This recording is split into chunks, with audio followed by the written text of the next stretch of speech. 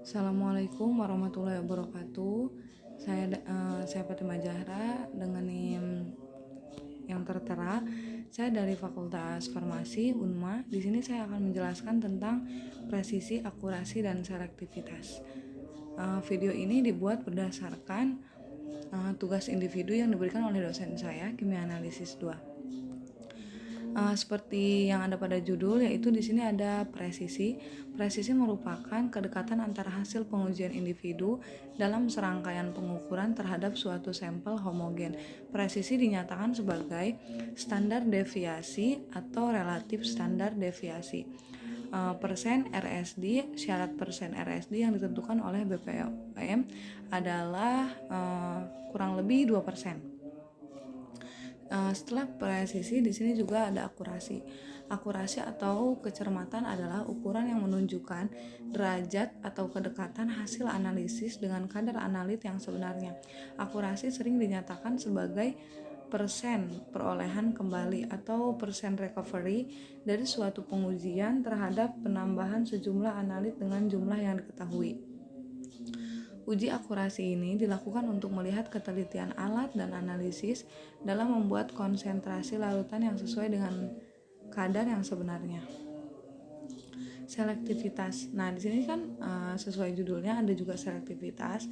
Selektivitas suatu metode adalah kemampuan suatu metode analisis yang hanya mengukur zat tertentu saja secara cermat dan seksama dengan adanya komponen lain yang mungkin ada dalam matriks sampel, ditulis oleh Harmita 2004. Tadi kan karena PowerPoint ini tugas yang saya dapatkan itu dari jurnal atau sesuai arahan dosen saya, yaitu harus didapatkan dari jurnal. Maka di sini ada hasil dan pembahasan dari pengujian yang jurnal itu teliti.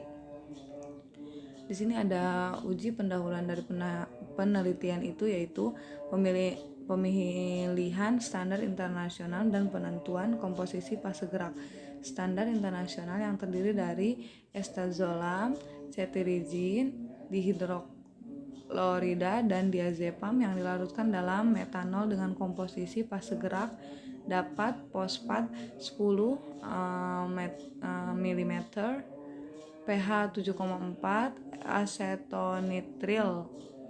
Bila dilihat pada kromatogram atau gambar 1, estazolam memiliki resolusi yang baik terhadap karbamazepin, sedangkan cetirizin dihidroklorida memiliki resolusi kurang baik terhadap carbamazepin yang dapat mempengaruhi puncak carbamazepin, terutama pada konsentrasi tinggi.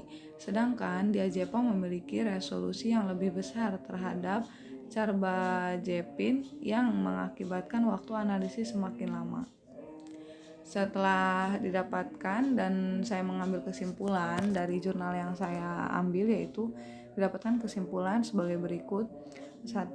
Batas kuantitasnya itu sebesar 50,30 ini seharusnya mg/ml. Yang kedua, ada pada uji selektivitas tidak ada pengaruh respon puncak dari 6 jenis blankoplasma dari individu berbeda. Yang ketiga, ada presisi intraday dan intraday menghasilkan CV 0,72 sampai 2,84% dan 4,47 sampai 5,03%. Dan ada juga 4, yaitu akurasi intraday dan interday menghasilkan bias 1,68 sampai 1,14% dan 12,30 sampai 4,96%. Recovery-nya 89% sampai 15,98% dan 67%.